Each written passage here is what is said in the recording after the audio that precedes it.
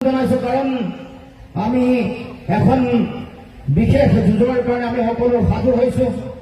উপস্থিত জ্যেষ্ঠ ব্যক্তি আই মাতৃ সন্মানীয় শিক্ষাগুৰু সকলোকে মই সেৱা জনাইছো, শতকোটি প্ৰণিপাত জনাই আপোনালোকৰ পৰা আশীৰ্বাদ বিচাৰিছো যাতে অসম আৰু অসমীয়া মানুহৰ কাৰণে যাতে সদায় যুঁজি থাকিব পাৰো, সদায় জাতীয় জীৱনৰ এগৰাকী আপোচবিহীন অক্লান্ত জাতীয় সৈনিক হিচাপে যাতে দেশ মাতৃৰ সেৱা কৰিব পাৰো।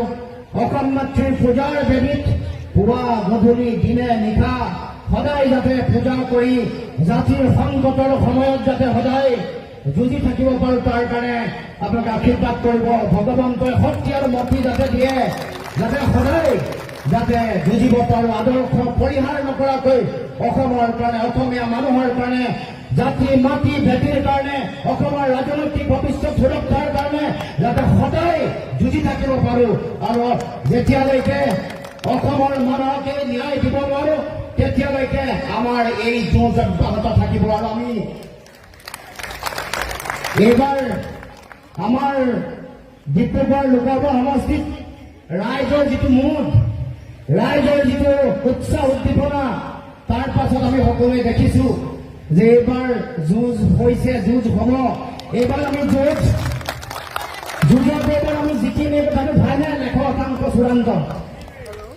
और ये बार ये निर्वाचन ये जो निर्वाचन ये चल रहा है जितेंद्र जी, ये जो निर्वाचन है ये केवल सर्बानंद सोनवाल जी का साथ मेरा निर्वाचन ये नहीं है, ये इलेक्शन नहीं है, ये इलेक्शन है सोनवाल साहब का साथ आम जनता का इलेक्शन है।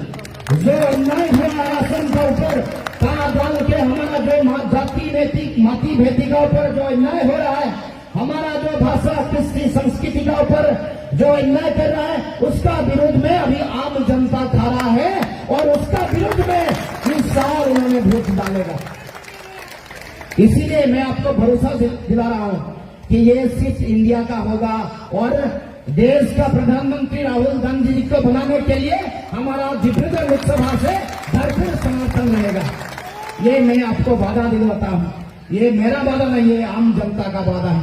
उन सब लोगों का जो अन्याय हमारा यहाँ हो रहा है, जैसे उन्होंने हमारा जो संविधान, हमारा जो न्यायपालिका उसका ऊपर जैसे दिन ब दिन अटैक होके आ रहा है, इसका विरोध में आम जनता भी खड़ा है।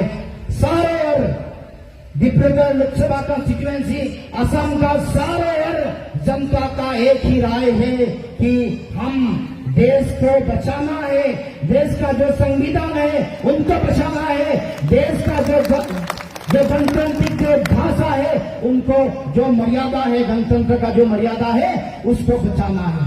ये सबका मांग है, आम जनता का मांग है। इसलिए सब लोग बीजेपी का विरोध में है।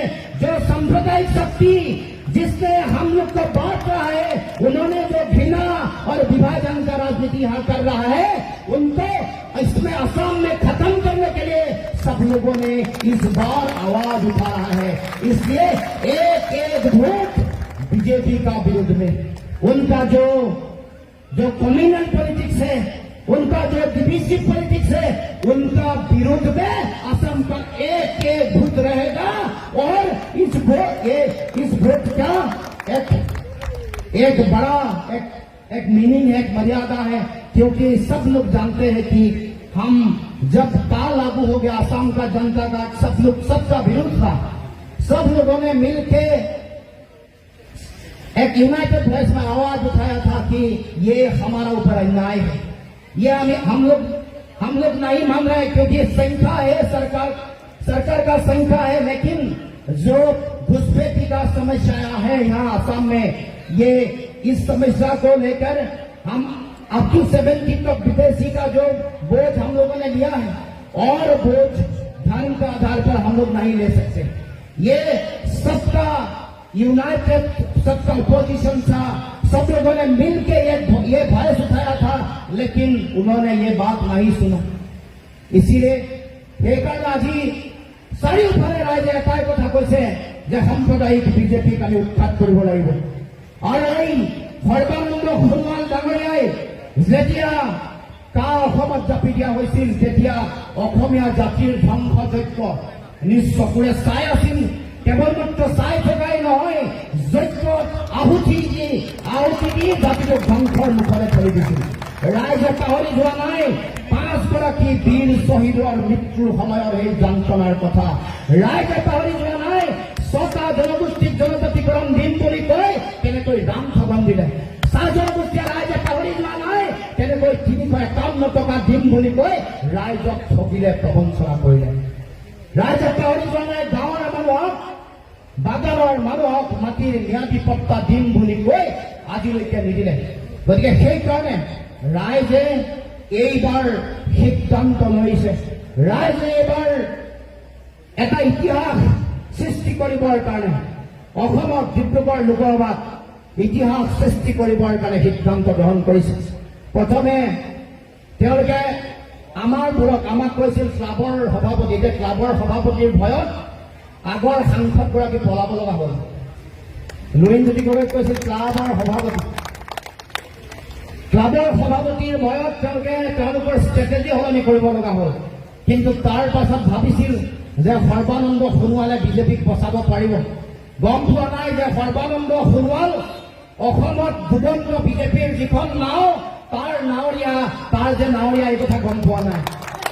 এতিয়া ৰাইজে সেইকাৰণে সিদ্ধান্ত গ্ৰহণ কৰিছে যে অহা 19 এপ্ৰিল তাৰিখে আমাক কৰা অন্যায়ৰ বিৰুদ্ধে ভোটদান কৰিব। আৰু আমিও কথা দিছো, আমাৰ ডিব্ৰুগড় লোকসভাৰ ৰাইজে ইণ্ডিয়া এলায়েন্সৰ সন্মানীয় বিষয়ববীয়া কৰ্মকৰ্তাসকলক কথা দিছে যে আগন্তুক দিনসমূহত যেতিয়া ইণ্ডিয়াৰ চৰকাৰ দিল্লীত হ'ব, তেতিয়া ডিব্ৰুগড় ৰাইজ ইয়াৰ অংশ হ'ব।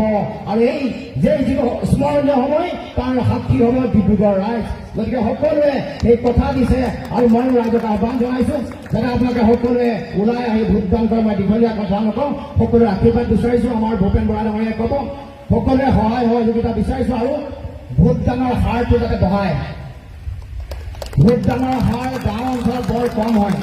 গাঁৱত ভোটদানৰ হাৰ 95% হ'লে অসমত এই ডিব্ৰুগড় লোকসভা সমষ্টিত সোণোৱাল বাদ দিয়ক, হিমন্ত বিশ্ব শৰ্মা বাদ দিয়ক, স্বয়ং নৰেন্দ্ৰ মোদী আহিলেও লুৰিণজ্যোতি গগৈ ভৰোৱাব নোৱাৰে। গাঁৱত যদি 95% ভোট হয়।